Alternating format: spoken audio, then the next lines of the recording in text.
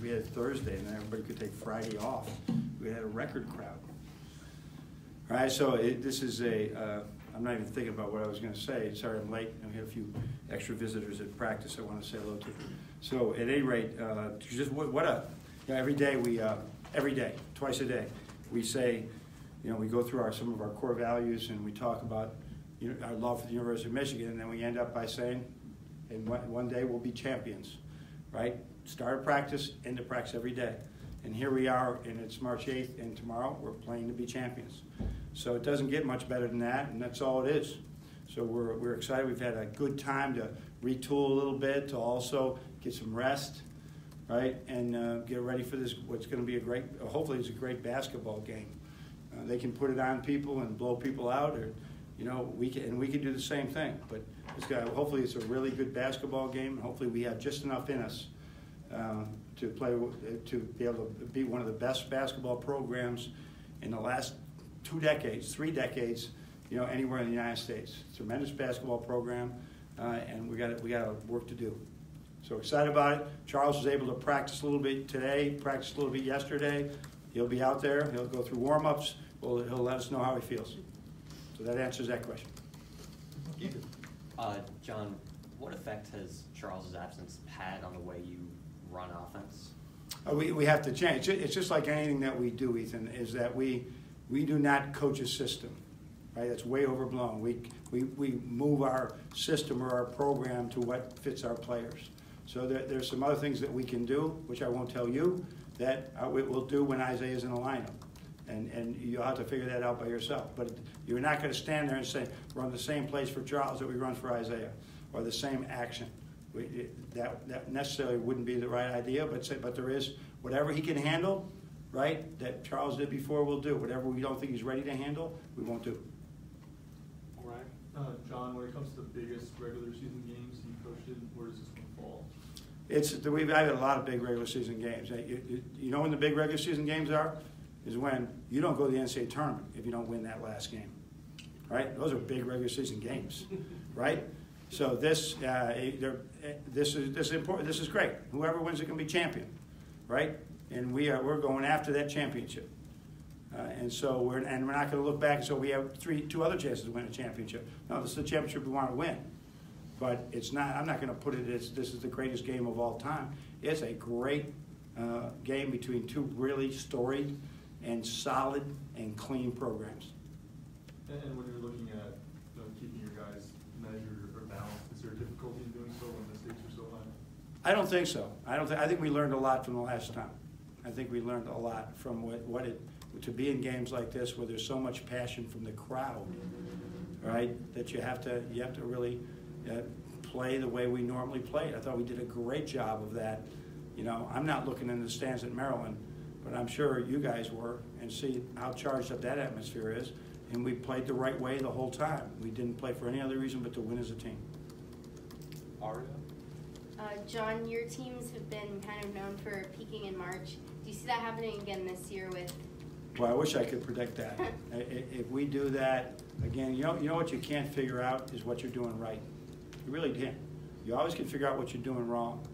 And in years where we haven't peaked in March, right, there was something wrong, and I probably know it. But why you play well at the end of the season, I don't know what it is. I think if I had been assistant coach for 15, 20 years and I had all this other knowledge, hopefully our teams have been playing well for a long time in March. But it hasn't always happened. It hasn't always happened. So this is one, hopefully we've done the right things. We got enough. The rest is the biggest thing. How do you stay sharp and get rest? It's not so easy. Brendan? When it comes to defending Winston, obviously he was elite. Oh, he's unbelievable that game. He's unbelievable. And he's been all season. When you kind of look back at that, how much of it is, you're okay with the plan and the execution versus changing the plan and the execution? Oh, we did not forget about the plan. We did not execute. That was the biggest thing. We did not execute. So we got to execute better. And he's so deceptive with his quickness and his in-between game. We've never seen anything like that. And I think that he gave us a great dose of that, right? His in-between game, and plus the drop-offs, right? When we needed to stop him the most when they made that run at the end. Is he one of those kind of damned if you do, damned if you don't guys? Absolutely. No, he's pick your poison. Pick your poison. And we've watched it all over the place. How are you going to play him? That now you know why the NBA has 100-point games, because the point guards are so elite at you got all these great athletes. Wait a minute, they're scoring 120 points because good point guards can find the right. You got to have to give up something. And what I think is very different right now is Goins is a fifth-year guy right now, has been a real key for them, right? To be able to, he's been huge for them down the stretch here. And then, I hate that they have the injuries. Those are two really good kids. But McQuaid's playing 38 minutes a game, and he is a load to guard. Xavier always knows where he is, and that's a difficult one to get to, too. And the other guys they really know how to play right now. They're doing a great job of finding the open man. The ball never sticks. It moves. Chris? You talked about the importance of transition defense last time. Were you okay with the way you guys? Yeah, and I think that they still are going to run it right down our backs if we're not careful, right? But I don't think it's as strong this year as it's been in the past, but we have to do that, and they're going to give up something. We can't have 4 guys crashing the backboard, right? And say, okay, where's our defensive transition? We have to give up something. At the same time, we got to just do a great job. But it's not easy to defend, and practicing it, can wear you out too. But I think we will be better than last time. So will they, and that's all there is to it. And then obviously the NTSB report that came out yesterday, you've been kind of waiting on. Yeah, and I know it was sent to me. I think Larry and I haven't even looked at it. If I look at that thing, I think that the pilots we owe. I don't think we owe apologies to, because we didn't really know. There was any blame phase. Now, if that's right, and we ended up, our lives were all saved because of that, I mean, we got to step back and really think about that. I got a letter from Marcia Irvin this morning, a text from her, long and passionate about what happened that day. Do you prepare as if Nick Ward is going to play? They're going to be the same team, just have more talent, more depth with Nick. They're going to have a lot of talent either way, right? And they've done a great job. Kithier's going in there. So we've tried to prepare for both is the answer. Zach? With you got a couple extra days rest. I know you mentioned you wanted the rest. Did you get the benefit from it that you were hoping as far as? Well, we'll find out Saturday. Okay.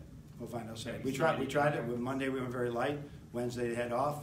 Yesterday we didn't go as hard as we usually go 2 days out.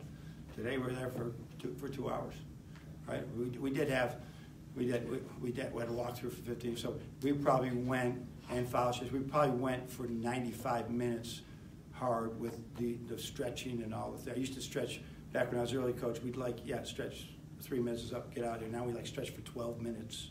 There's all this stuff, so we put that in there too. And then you mentioned on Sunday they're as locked in as you've seen, or as focused as you've seen. Does that continue? I think we learned valuable lessons all season long, and that was, whether it was Iowa, whether it was Wisconsin, right, Penn State, who turned out to be really good, right? And I think we've learned from every game. And so, but again, they have a great coach. They're on scholarship. They got great players, right? This is why it's a wonderful. Big college basketball is a great game. Nobody's got the salary cap, and they're a small city and they can't afford certain players and things like that. We got 2 great programs that the ball's going to bounce somebody's way, and they're going to win. And like I say, some years we're going to split. Some years we're going to sweep. Some years they're going to sweep. And it's just going to keep happening, right, over and over again, because we got 2 great programs. Jen? John, what kind of additional, I know that you don't need additional motivation, and there's plenty of it for this game and this rivalry and the championship on the line, but the fact that they came in here and beat you in your building, how much do you think is that on your players' minds to be able to give that back to them? Yeah, I'll just tell you how I would think of it. If ever we went on the road, anytime we went on the road and they're coming back to here, those are my most difficult, stressful days. But Tom's a pro at this. He ain't going to let those guys, hey, you beat them at home, it's automatic here. That's not going to happen with Tom Izzo. But that's, so you spin that around, right? They did come here and beat us, so it's possible.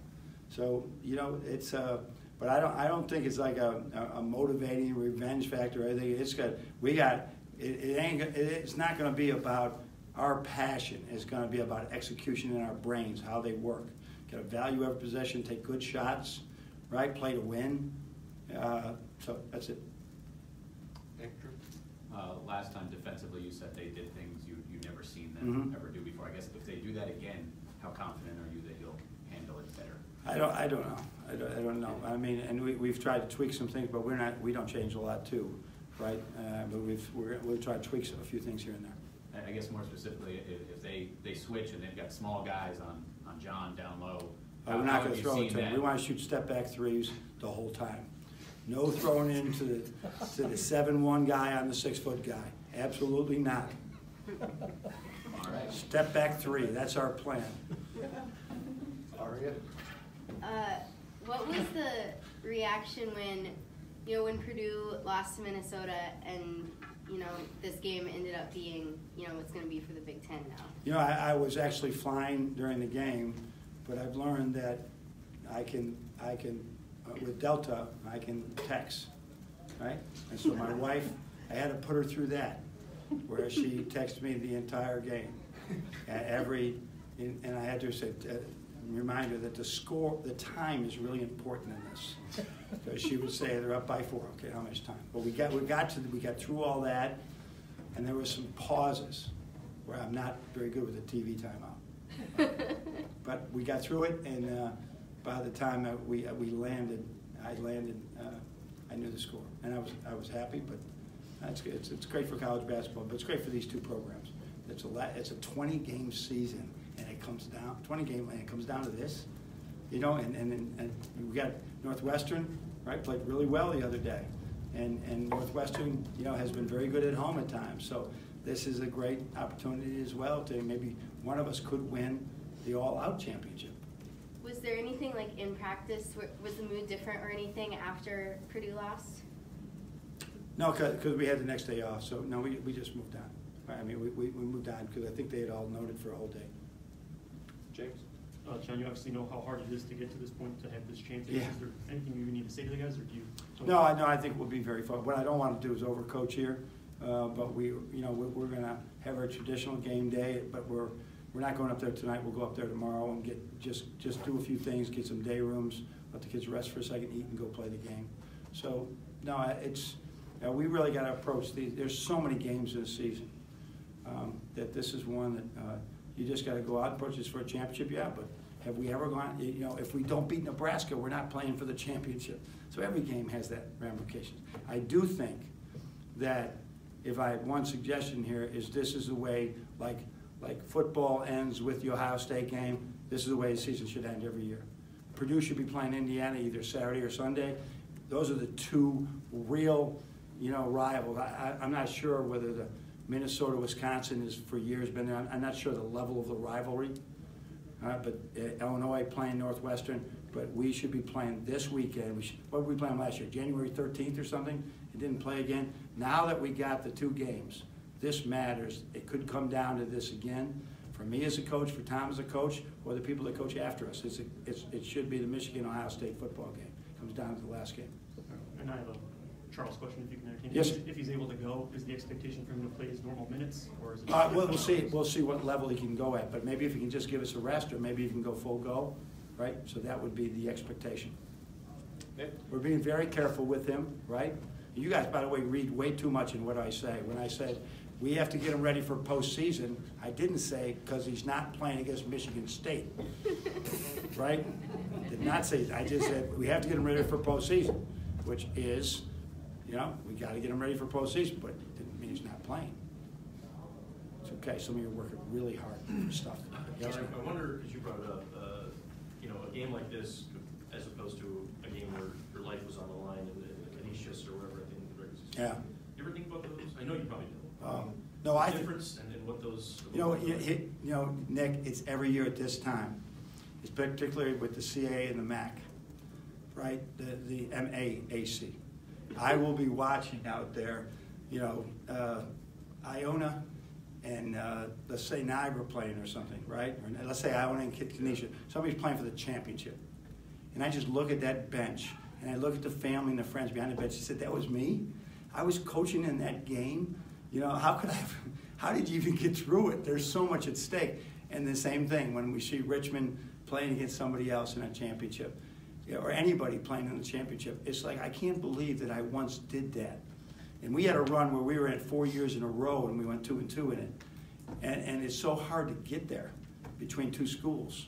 So I do think about that, and I value it greatly because I know that's the only way. And maybe that's, to answer your question, why we've had success in March. When you're coaching that level, it all comes down to those 3 or 4 days. So during the regular season in January, February, you're coaching your team not for that particular game, because it really doesn't mean as much as the tournament. So you're coaching for the tournament. Maybe that's it. I don't know. Coach, I think that's going to do it. Terrific. Thank you. All right, our last regular season one, right? All right, well, thank you again for everything, right? You've been all terrific, and I hope we've done a good job with it all, of keeping things, and I hope we've given you enough information without, you know, being Bill Belichick up here, right? We had somebody say that to me that's affiliated with the Patriots, say, you know, you're not like Bill Belichick at all. And so that was, and I don't, that was a compliment to me. I'd love to be able to be that good of a coach, but I hope we have given you enough inside information so you can do your job. Thank you, everybody. Well, you'll still have to face us tomorrow, so you'll still have to see us. And I'm looking forward to that like crazy, right after that game. Right? Win or lose, right? Thank you very much.